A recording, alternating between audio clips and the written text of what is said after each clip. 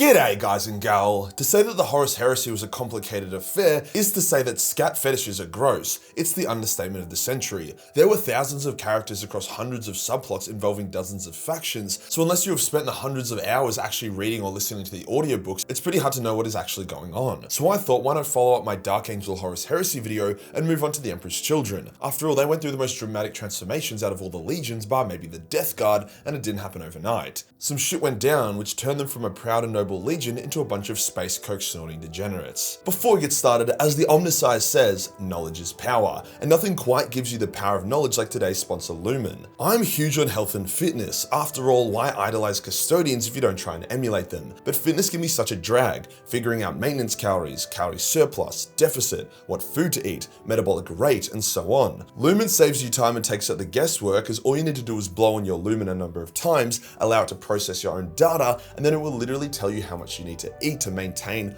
bulk, or cut. It even links with your other health apps for maximum convenience and to give you the information you need to get leaner, put on muscle, or achieve your health goals via creating custom health plans specifically tailored to you and your body. You cannot put a price tag on health. Any tool that is shown to be effective should be used, and Lumen is effective. They compared it to an expensive medical grade piece of equipment that does the same thing, and the data was consistent across both devices. So to biohack your health just as the Omniscience intended, then go to lumen.me/Majorkill or scan the QR code on screen, which will get you 20% off your Lumen. Cheers to Lumen for sponsoring this video. Today we'll go over what the Emperor's Children did during the Horus Heresy, from betrayal all the way to the end of the Siege of Terra. Let's get into it. Although the Emperor's Children's fall would happen a little bit into the heresy, the seeds of their damnation was sown significantly earlier. Fuck me, I'm such a wordsmith, look at me go. I would highlight that the exact moment they begin to fall was at the conclusion of the Laren campaign. Fulgrim was already exhibiting signs of egomania and foolishness. His assault on the world of Laren, which itself had a formidable Xeno force, was a sign of this. He ignored the Imperial army elements that could have helped, he ignored the suggestion of diplomacy with the Laren. After all, non-hostile Xenos were allowed to live within the Imperium during the Great Crusade, and he just went turbo on the planet, losing a lot of Marines in the process. However, it was when he entered the Laren temple and took the Layer Blade, which contained a demon of Slaanesh, that he was stuffed. The blade began manipulating him and weakening his resolve. When Horus approached Fulgrim about betraying the Emperor, Fulgrim was appalled, and if he had never touched the blade, he would have slain Horus on the spot. However, the subtle influence was enough to let him hear Horus out, who in turn was able to use his mighty Riz to convince Fulgrim to become a traitor. Likewise, when Fulgrim's fleet arrived to link up with Horus's during a campaign, he didn't have the blade on him, and he genuinely considered sneak attacking Horus and blowing up his fleet. However, just before he was going to give the order to fire, his sword was brought to him, which convinced him not to do it. As for the Emperor's Children Legion, the Laren experience had infected them.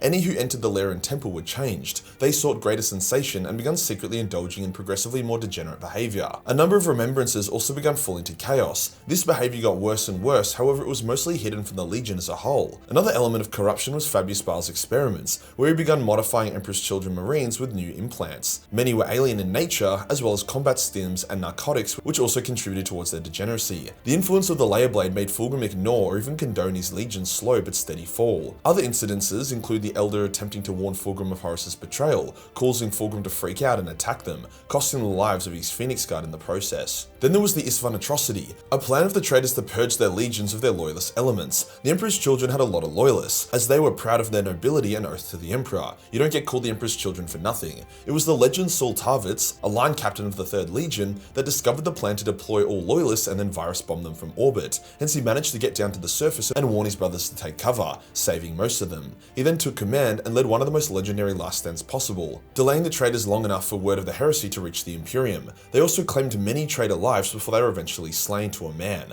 RIP Saul, you were a real one. With Fulgrim firmly team traitor, he wanted to bring his closest brother Ferrus to Horus's side. As such, he approached his brother and brought up the subject, resulting in Ferrus losing his shit and attacking Fulgrim. As he did so, the Phoenix Guard attacked the Morlocks, killing them while Fulgrim got the upper hand on Ferrus and knocked him out. However, he was not yet able to bring himself to kill his favourite brother. The Emperor's Children fleet then fired upon the Iron Hands fleet, damaging a lot of their ships. This is why the Shattered Legions were mostly made up of Iron Hands. Many of their ships were slow or required repairs, thus were late to the Isstvan dropsite massacre, hence avoided the massacre entirely. When the Salamanders, Raven Guard and Iron Hands were on their way to punish the traitors and destroy them, the Emperor's Children were given the gritty task of creating the trench lines for the traitors, a task task Fulgrim didn't enjoy, but still performed with the perfection that was known to his legion. The Emperor's children also charged out to meet the Iron Hands in combat at the center of the battle, Ferrus fighting his way to his brother. As Ferrus clashed with Fulgrim, their first companies also clashed. Gabriel Santa, the legendary first captain of the Iron Hands, got the upper hand on the first captain of the Emperor's children, Julius Caesarion. However, Julius's changes had made him unexpectedly resilient, so he was able to counterattack and kill Santa at the last moment. Fulgrim revealed the traitor's trap to Ferrus. The legions that Ferrus believed to have come to reinforce them actually came to slay them. He watched in horror as the retreating Salamanders and Raven Guard were met with a wall of gunfire from the Wordbearers, Night Lords, Iron Warriors, and Alpha Legion. In a desperate bid, he tried to slay Fulgrim. However, the power of the Layer Blade made Fulgrim surprisingly strong, and he managed to disarm his brother. However, he stopped himself from landing the killing blow, only for the Layer Blade to temporarily control him and force him to chop down, cutting off Ferrus's head. Fulgrim was so appalled at what he had done, especially as the Layer Blade removed its influence from him so he could see what a monster he had become.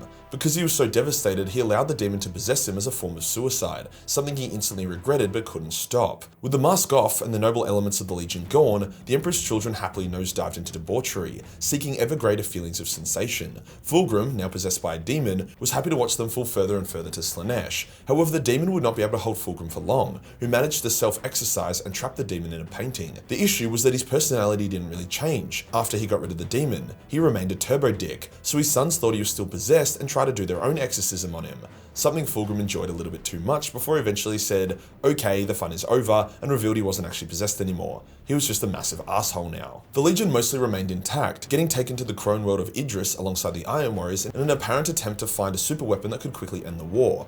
However, it was a trap by Fulgrim, as he wished to use Perturabo's life force to fuel his own ascension to demonhood. It didn't go quite to plan. The will of Perturabo, combined with an attack by Shattered Legion forces, fucked up the ritual and allowed Perty to escape. Fulgrim still managed to ascend, using the life force of countless Eldar Spirit Stones instead. Thus, he was now a demon. Now, Slaanesh, and by extension Fulgrim, don't really care much about victory or defeat or whatever. They only care about self-indulgence. Fulgrim, already not a fan of his own sons and the war to begin with, completely fucked it off after he ascended, only helping Horus briefly on Moloch by corrupting the Knights of House Divine, which in turn resulted in the death of the Imperium's Imperator Titan and the collapse of their forces. After this, he fled into the Webway to fuck the shit out of Inkari and just sort of jerk himself off. His sons were left leaderless, hence they split into various warbands. Eidolon commanded a third of the Legion and continued the war effort, eager to slay the White Scars who were trying to make their way back to Terra. However, the warbands were mostly just split into companies or chapters, so generally 100 to 1,000 Marines, and they undertook their own sadistic, selfish raids. Some warbands even clashed, with Eidolon personally slaughtering a powerful rival warband in open combat. Another force of Emperor's children were garrisoning a world, taking residence in a place called the Perfect City. Corvus Corax chose it as one of his early targets upon re-entering the war, to send a signal to the traitors that the Ravenlord was not yet done. None of Fulgrim's sons survived that battle. Now, whilst they wouldn't call any of the remaining Emperor's children noble, some did still try to cling to the old ways, not desecrating their armor,